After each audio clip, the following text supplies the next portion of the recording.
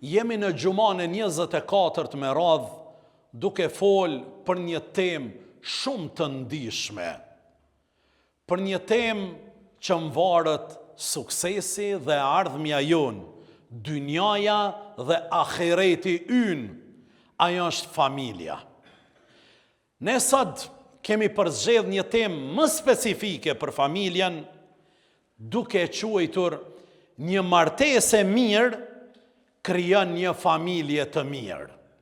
Jemi në sezon vere, ku i presmi dhe po i presmi gjithë gurbetçarët që ju dëshirojnë mirë se ardhje dhe lutëm që Zoti t'i ruan, t'ju jep shëndet dhe t'u amundsoj t'i kalojnë ditët më të mira në vendlindjen e tyre, në vendlindjen e prindërve, gjyshërve tyre, të kënaqen me të mirat e këtij vendi, t'i shijojnë këto mirësi që na i ka dhënë i Madhi Zot, mirë po edhe kanë punu dhe po punojnë njerëzit e ndershëm.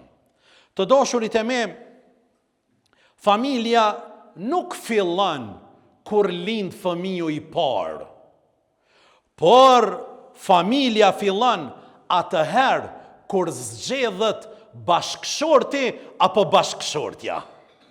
Atëherë fillon familja.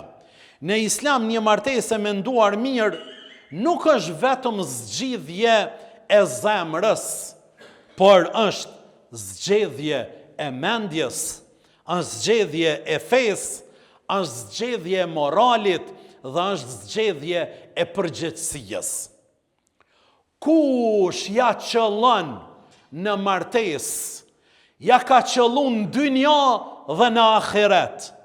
Zoti na rujt nga pakujdesia, nga hamendja, nga mashtrimi. Kush ka bërë një përzgjedhje jo adekuate, e humb dynjan, e Zoti na rujt, mundet me humbën edhe ahiretin. Allahu Gjallëshanuhu e ndërtoi shoqërinë mbi themelet e familjes, ndërsa familjen e ndërtoi mbi themelet e martesës. Mbi themelet e martesës ndërtohet familja.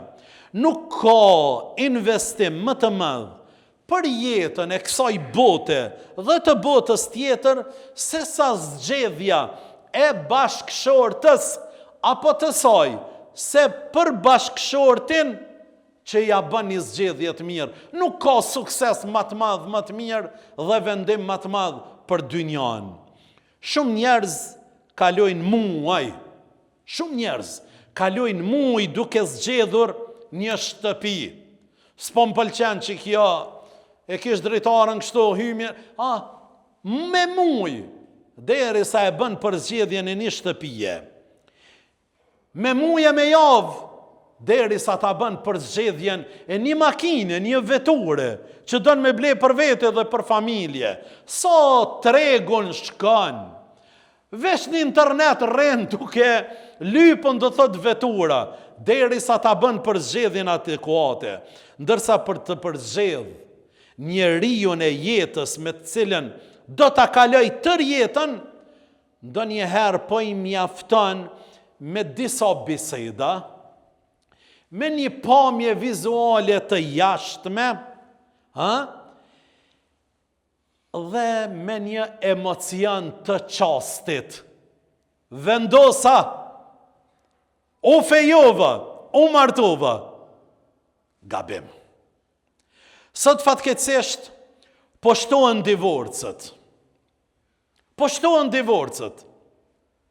Sot jemi në dy ekstreme.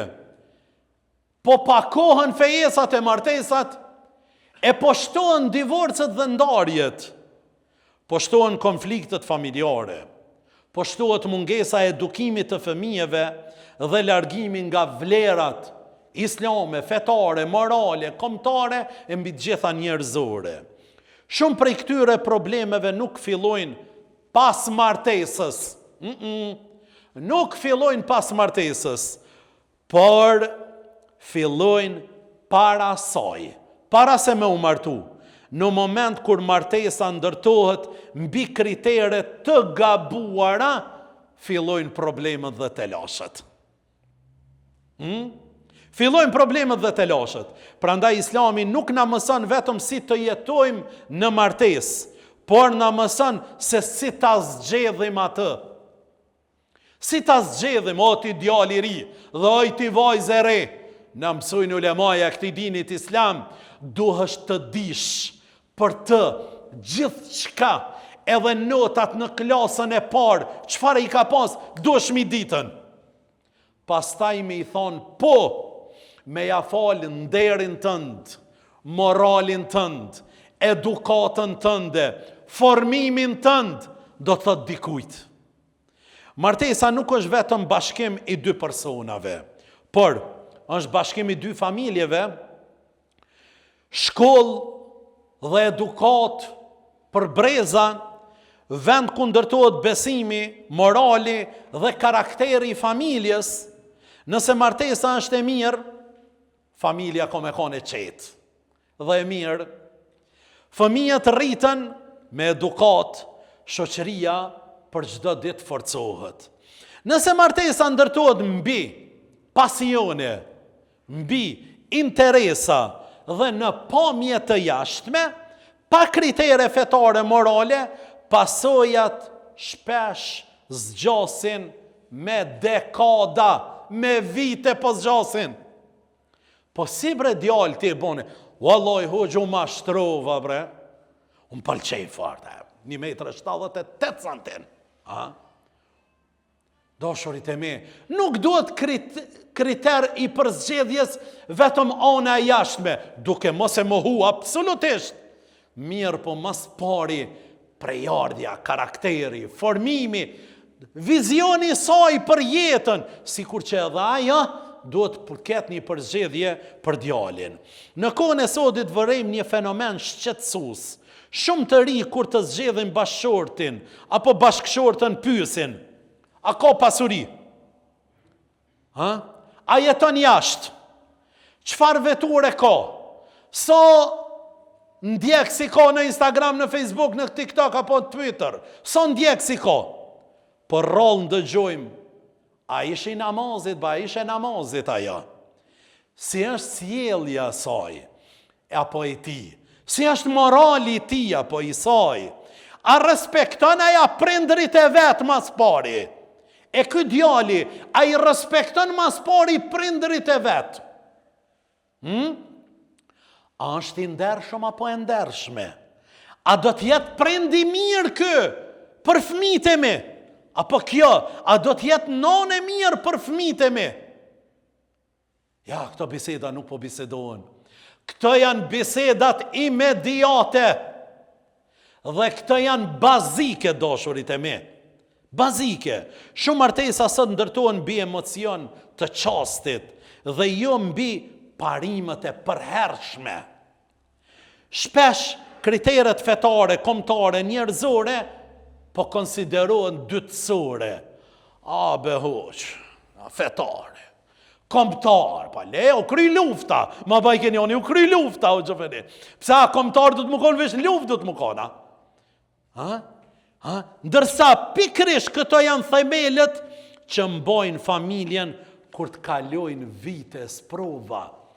Kriteri njerëzillakut, kriteri fetarizmit, kriteri kombëtarizmit, këto e mbojnë të fort jetën e këtyre dyve. Dashurit e mi, bukuria mund edhe të zbehet me kalimin e kohës. Pasuria mund edhe të humbet. Pozita mund edhe ndryshoj. Por morali, feja, karakteri mbetën gjithmonë, kur nuk ndryshojnë ata.